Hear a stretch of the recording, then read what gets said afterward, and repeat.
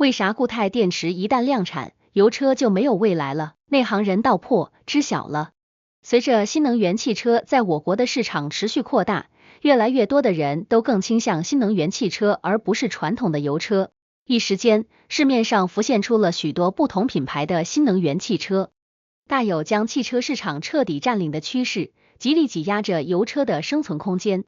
同时，新能源汽车的受众也越来越广，并且在外形上，新能源汽车远远不是传统油车能够媲美的，而且新能源汽车的性价比也高，这就导致目前汽车市场上新能源汽车的销售量已经达到了 50%。这些情况都好像预示着内燃机的时代即将结束，锂电池时代即将到来。这一系列的背后是时代发展必然趋势，还是新能源汽车的短暂辉煌？实际上，目前也有人说，如果固态电池一旦量产，那么油车必将会被彻底取代。那么究竟是什么底气能够给这些支持新能源汽车的人说出这种话？为什么目前固态电池没能得到量产资格，而固态电池量产之后，新能源汽车又能达到怎样的高度？固态电池。如果说新能源汽车目前还没有占领市场的根本原因，除了一些人对于油车的热爱不愿意放弃，其实大多数还是觉得新能源汽车的续航能力不怎么足，并且如今市面上大多数新能源汽车都是使用的液态电池，其电池有着一个致命缺陷，液态电池的缺陷便是其在安全问题上极其不稳定的安全性。要知道，我们买汽车第一考虑的除了性能以及百米加速之外，最为重要的便是安全。毕竟我们买车只是为了满足日常出行的需求，安全则更是重中之重。然而，液态电池的里面由于主要成分是电解液，而电解液由于其易燃易爆，所以在路上一旦不小心将液态电池发生磕碰，那么极有可能会造成汽车起火，甚至汽车爆炸一系列重大事故。也正是因为如此，新能源汽车才没有彻底霸占汽车市场。因为虽然目前油价连年飞涨，但好歹人家油车不会碰一下撞一下就会起火爆炸，最多只是发动机损坏，换个发动机照样跑。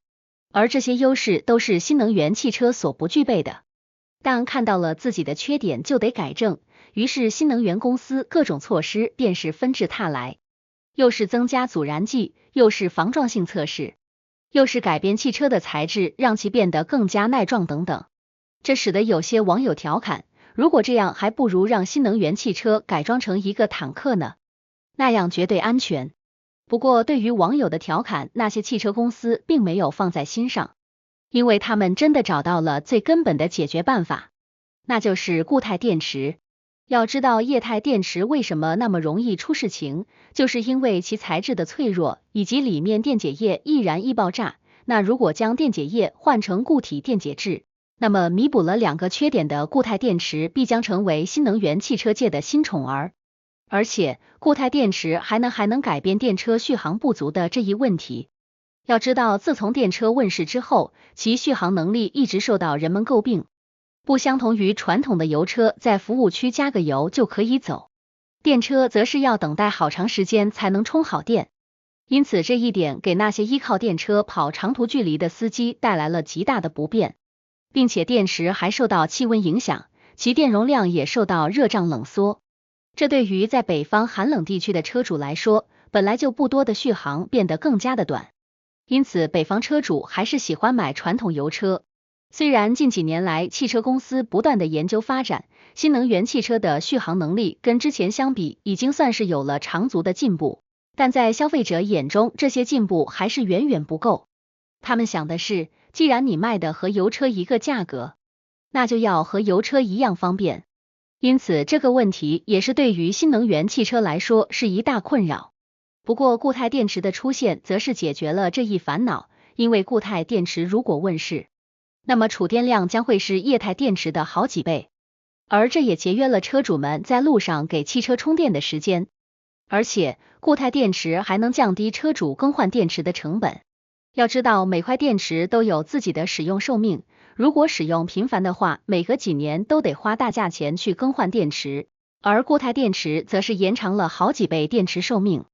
使得车主不用那么频繁的去更换，也能省一笔钱。二、油车没有未来了。可以说，当前新能源汽车所具备的所有问题，都只需要一块固态电池就能得到完美的解决，并且还不用徒劳增加其他成本，也能为各个汽车公司带来更为客观的利润，以及增加自家新能源汽车的销量。不过值得注意的是，目前固态电池技术还不太完善，因此没有被应用到新能源汽车上。不过随着科学技术的发展以及时代的进步，目前已经有公司已经研究出来了固态电池，但目前还处在试验阶段，没办法实行量产。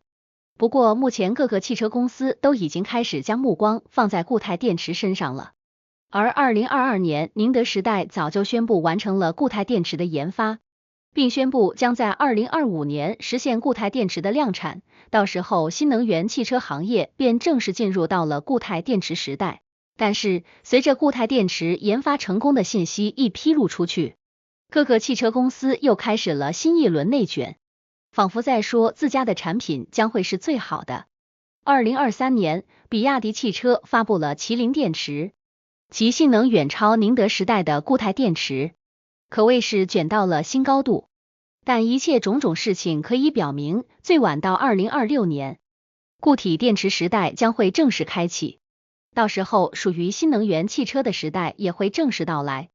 那么为什么会这样说呢？难不成传统油车真的没有一点活路了吗？说实话，除了热爱，实在是想不通还会有什么理由再去买传统油车。要知道，当固态电池真正应用的时候，新能源汽车身上所谓的一系列问题都将不复存在，无论是续航能力还是安全性等等，都将得到极大提升。而且相对于传统油车，新能源汽车造价更为低廉，尤其是固态电池，一用就是好几年不坏，无论对于厂家还是买家都是性价比极高的选择。固态电池的问世很有可能会重塑汽车界的生态系统，甚至改变整个汽车历史。对于那些做电车发家的汽车公司来说，固态电池就是他们的唯一选择，而且他们也势必会为固态电池配备一条全新的产业链，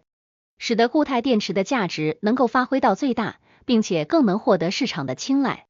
并且对于我国目前推行的节能减排政策来说，固态电池不仅淘汰了那些传统汽车能源，更是替换为了一个崭新的清洁能源。此举动甚至还能推动我国清洁能源行业的发展，使城市的污染进一步降低。不过对于传统汽车来说，固态电池的出现不仅仅是淘汰了发动机，更是淘汰了传统汽车最为根本的部件。而固态电池的问世，则证明传统汽车的优势将会不复存在，而其在市场上的份额也必将会进一步被压缩。并且最为主要的是，油车的市场大多数都是位于北方地区，而北方地区因为气候寒冷的原因，传统液态电池到了北方就会极其容易掉电，但是固态电池就不会有这个问题。根据测试，固态电池在零下30度还能正常发电，因此固态电池一旦量产，电车便能进军北方地区。不过固态电池并不是无敌的，它目前还有许多问题尚待解决。其中最重要的就是固态电池还没有大规模应用之前，我们谁都不知道其究竟好不好用。要知道厂家说好可能是为了推销他们自家的产品，而只有我们说好那才是真正的好用。再加上目前固态电池刚刚问世，目前还属于稀罕物品。